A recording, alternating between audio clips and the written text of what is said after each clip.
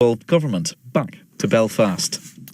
Chris Page reporting there. The time is 6 minutes to 9. The night of the long knives. Now that's what you call a reshuffle. Harold Macmillan sacked a third of his cabinet in one fell swoop 50-odd years ago. The most brutal cabinet reshuffle there's ever been.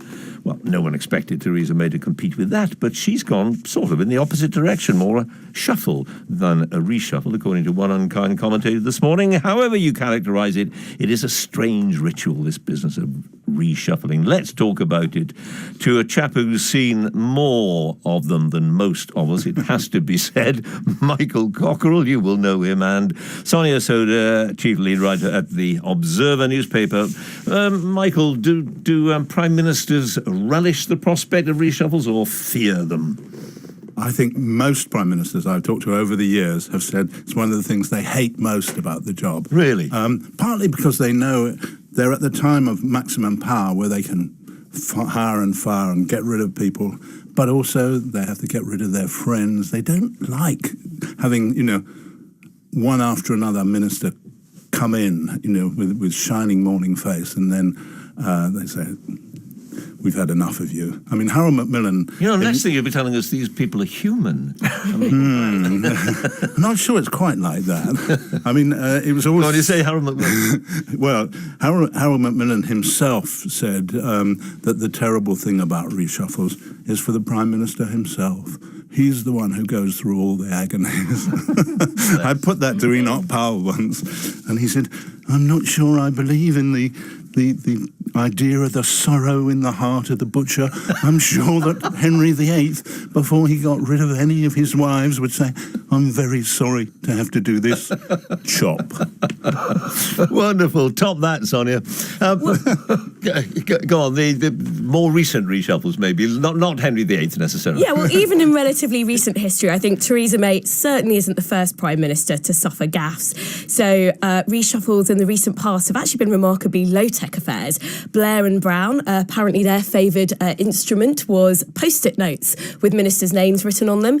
Cameron apparently used to use a magnetic board with tiles with ministers' names on it. What, really? And they would quite literally shuffle them around? It's a shuffle in the most literal sense. And one of the stories doing the rounds about Blair and Brown's time was that one particularly unfortunate MP had his Post-it note fall off the board and as a result missed out on a promotion.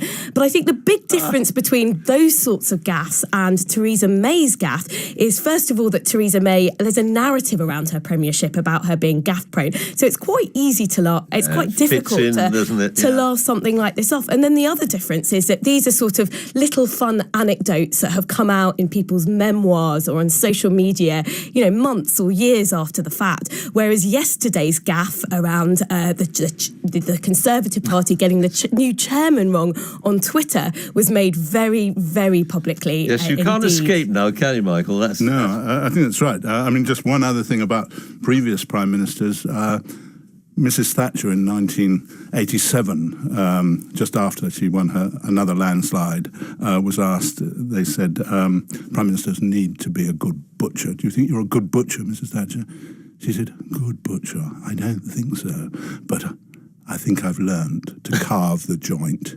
I'm not sure Mrs. May has learned to carve the joint. But as you said, in terms of what's happening now, the one thing that Theresa May, or one of the many things that she needs to do, is to show that she's in charge and that she's got a functioning machine, a functioning government, a functioning cabinet. There was the cock-up over for a second on social media of Chris Grayling. There was also the new chairman of the party. The Conservatives put out a tweet saying that he would be minister without portfolio, but they dropped the T. Misspelt it. Yeah. Portfolio. So we heard the new chairman, who comes from Essex, and often drops his T's. Maybe it was people inside Conservative Central Office having a go at him and saying that's the way he'd pronounce portfolio. And go on, Sonia. Well, I was just going to say more historical context, I suppose. I can't remember a reshuffle where you had two pretty senior cabinet ministers essentially eventually spending hours in the Prime Minister's office telling her that they weren't going to move. And again, I think that is another symbol of her weakening authority. Clark and Hunt, wasn't it? Yeah. Yes, exactly. One health secretary, one business secretary, both wanted to... and an education secretary who resigned rather than take another very big, chunky job. And then Justin Greening, who wouldn't take another job at all. Exactly. It's normally you go in and see the Prime Minister, and the Prime Minister twists your arm. They were all going in and trying to twist Mrs May's arm. She will be very uncomfortable this morning, and with post-traumatic arm twisting syndrome.